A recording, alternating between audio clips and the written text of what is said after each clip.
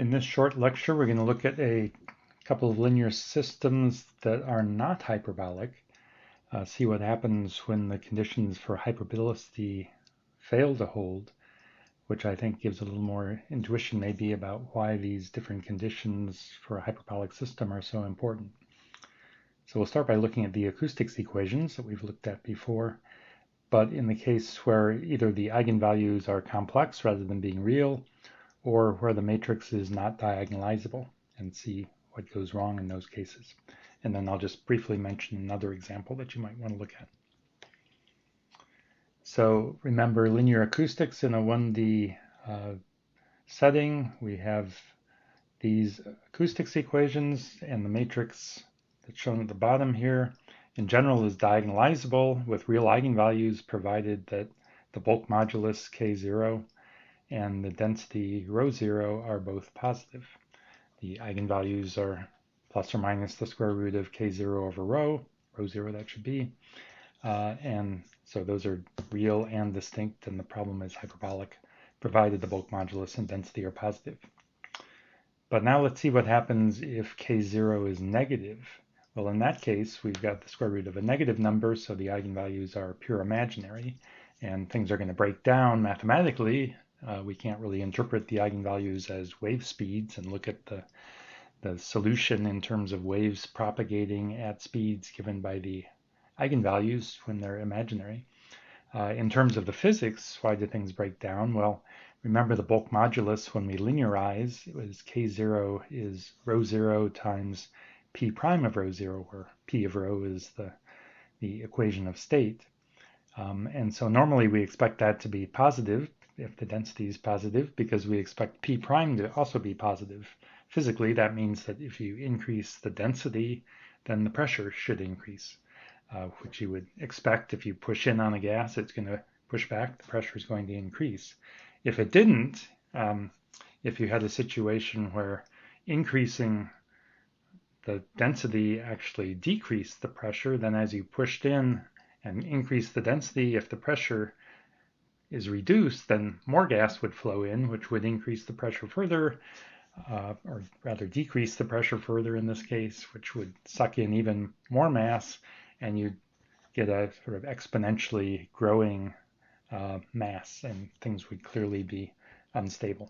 So this problem mathematically is ill-posed for that reason, and the sort of wave structure solution that we've developed doesn't hold in this case either. You can also see that there's a problem if you look at it in terms of the second order wave equation that we've looked at before. But look at what happens if we try to derive the same equation here in the case of a negative bulk modulus.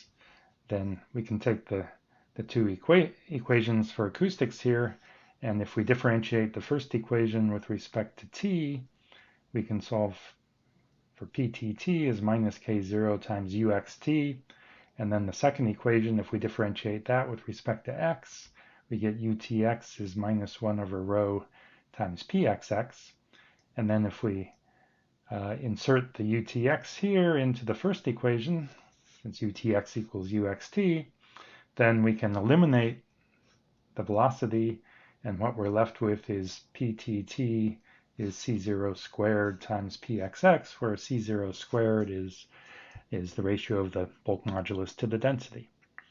And in the usual case, where k0 and rho 0 are both positive, c squared is a positive number, and this is a hyperbolic equation. On the other hand, if k0 is negative, then this c0 would be negative,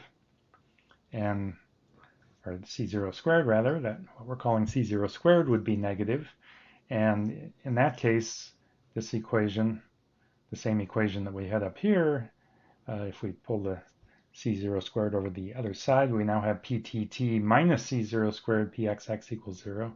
That's ptt plus some positive coefficient times pxx equals 0.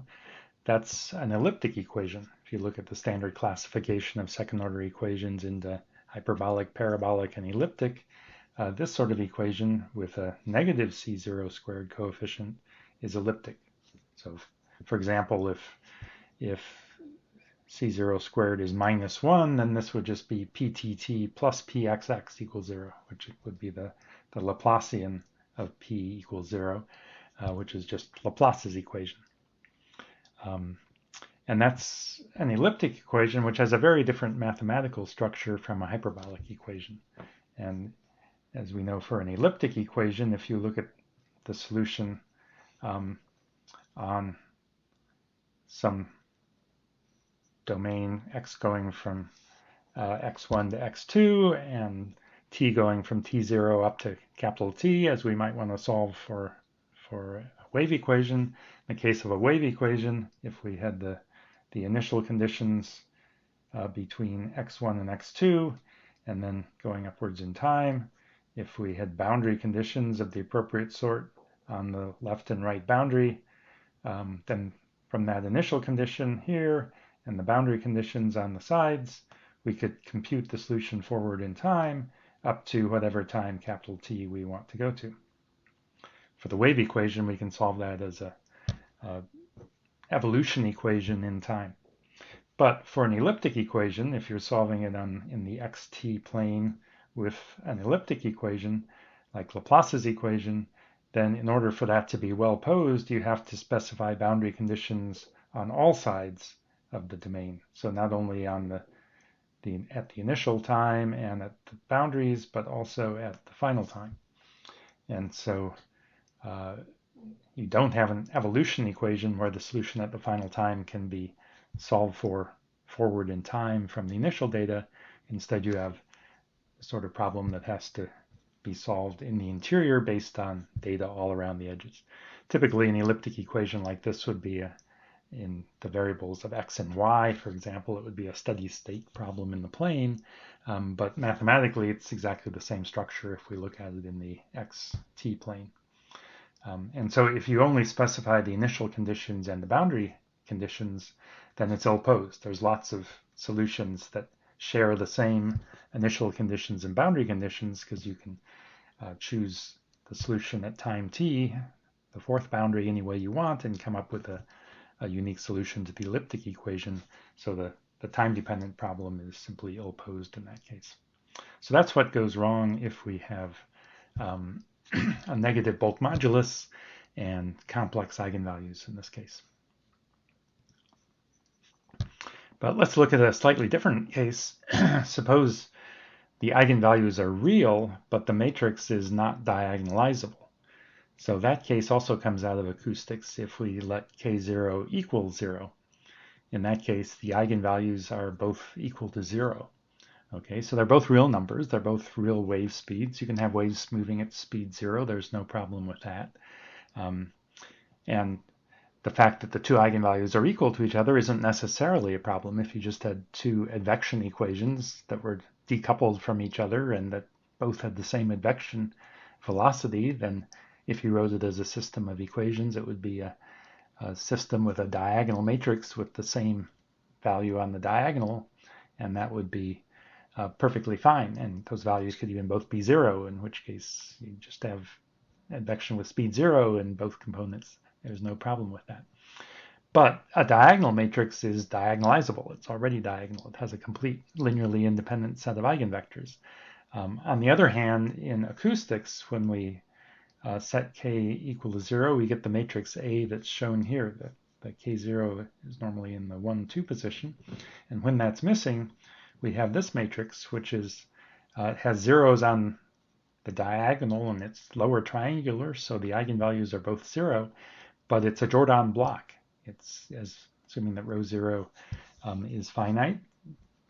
This matrix cannot be diagonalized, and so it fails to be hyperbolic in that case. Sometimes said to be weakly hyperbolic in this case, where it has real eigenvalues but is not diagonalizable. So one way to look at this is we can write out the two equations that we have for this system. The first equation is usually pt plus k0 times ux equals 0, but if k0 is 0, then that just becomes pt equals 0. And the second equation, as usual, is ut equals minus 1 over rho px if we move that to the right-hand side.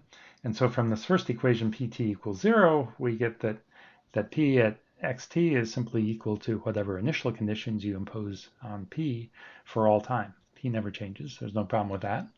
But if we now look at the equation for U, it says that ut is equal to some constant times dp dx. Okay, and so depending on your initial conditions for p0, dp dx could be arbitrarily large.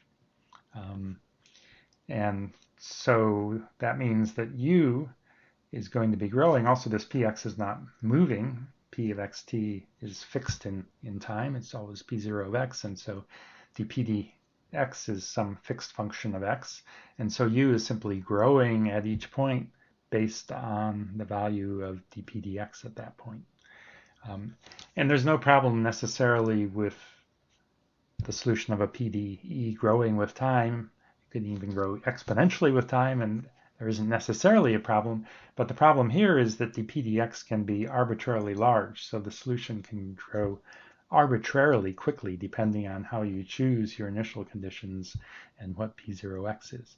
And so that makes the problem ill-posed. To be well-posed, you have to have a solution that depends continuously on the data, and here you can put in some, say, high-frequency oscillation in the initial condition P that has very small amplitude but very large derivative, and that can give you a large growth even though you have very small change in the initial data. So you have ill-posedness in this case. In particular, when we look at a Riemann problem, we have a jump discontinuity typically in both variables P and U at the point x equals 0. And so when we have a jump discontinuity in P, that means the PDX is infinite at the origin. And so this equation for U says that U is ut equals infinity at the origin. So things clearly blow up in this case. So that's what goes wrong in the case when it's not diagonalizable. You can also analyze this by looking at the full matrix. Here I've dropped the subscript 0, so A is just 0k, 1 over row 0. The eigenvalues are plus or minus the square root of k over rho. They're distinct if k is positive, but as k goes to 0, they're both approaching 0. So you're sort of approaching this singular case where the matrix is non-diagonalizable in the limit as k goes to 0. And similarly, the impedance, z, which is the square root of k times rho, is also going to 0 as k goes to 0. So if you remember the solution of the Riemann problem for general initial data, QL and QR for the acoustics equations is written down here. And what we see is that the U component of the solution is potentially blowing up as z goes to 0. As k goes to 0, z goes to 0. And so if there's a jump in P at the origin, then the middle state, UM, is blowing up as k goes to 0. And that's sort of analogous to what we saw on the previous slide, that the UDT depends on the derivative of P dp dx. And so when there's a jump discontinuity in P, then you expect to get blow up in U.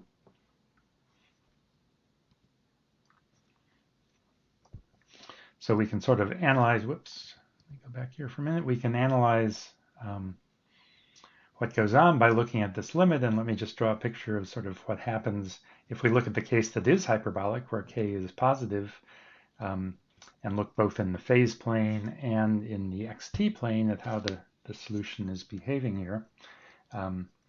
In the xt plane, what we're getting is a Riemann problem. If we have a Riemann problem at x equals 0, then we expect to get two waves, one moving at speed plus c and one moving at minus c, that are moving away from the origin. And in between these two waves, we have the middle state qm. But what happens as k goes to 0, the eigenvalues, the wave speed, also goes to 0. And so so as k goes to 0, this wedge gets narrower and narrower. So we have this value qm in this wedge between ql and qr. As k goes to 0, the eigenvalues go to 0, and the width of this wedge gets narrower and narrower, while the value qm inside this wedge is going to infinity if there's a jump in p and z is going to 0. So in the xt plane, we have a Riemann solution that's well behaved as long as k is positive, but as k goes to 0, the value in the wedge is blowing up. Or if we look at it in the phase plane, if we have the phase plane, which is the pu plane, then the eigenvectors are, again, is minus z1, z1, two eigenvectors. As z is going to 0, those are going to two vectors that are collinear. They're both approaching 0, 1, and they're both approaching a vector that lies along the u-axis in that case. And so if we take initial data that has a jump in p in it, if we take an initial state, say initial states q left and q right, like this, then from q left we have to go in the direction, say this is q left over here and this is q right over here. From q left we have to go in the direction of the first eigenvector, and from q right we have to go in the direction of the second eigenvector, and we have to look at where those 2 points cross. Now as these two vectors become more and more collinear, then that crossing point becomes farther and farther away from q left and q right, which corresponds to the fact that this middle state is blowing up as we let k go to 0. Okay, so again, for any finite k, we have a hyperbolic problem, but in the limit as k goes to 0, things break down, and so we really do require this hyperbolicity, the diagonalizability of the matrix A, in order to have a hyperbolic problem for the value that we're looking at. And then I'm not going to say too much about this problem, but if you want to see another example, if you look at section 16.3.1, there's an example. Is a coupled system of two equations that look like advection equations, except there's a coupling term, this beta q2x in here. If that term were 0, if beta were 0, then these would just be two decoupled advection equations, as I was talking about earlier, and the matrix A would be a diagonal matrix with distinct eigenvalues u and v. Well, they might be distinct if u is not equal to v, but even if u is equal to v, it would be a diagonal matrix and therefore hyperbolic if u and v are both real numbers. However, if beta is non-zero and u equals v, then this is a Jordan block, and it's not diagonalizable, similar to the previous example we were just looking at. And when it's not diagonalizable, then again, it's not hyperbolic. And so in this case, you can work out the two eigenvectors r1 and r2 of this general matrix, provided that u and v are distinct, then r1 is always linearly independent from r2. But if u equals v, then the first eigenvector is just beta 0, and the second eigenvector is 1, 0, and those are linearly dependent. So in this case, we again need diagonalizability, or else things will blow up. And if you're interested in sort of the details of how this example blows up, you can take a look at this example in section 16.3.1.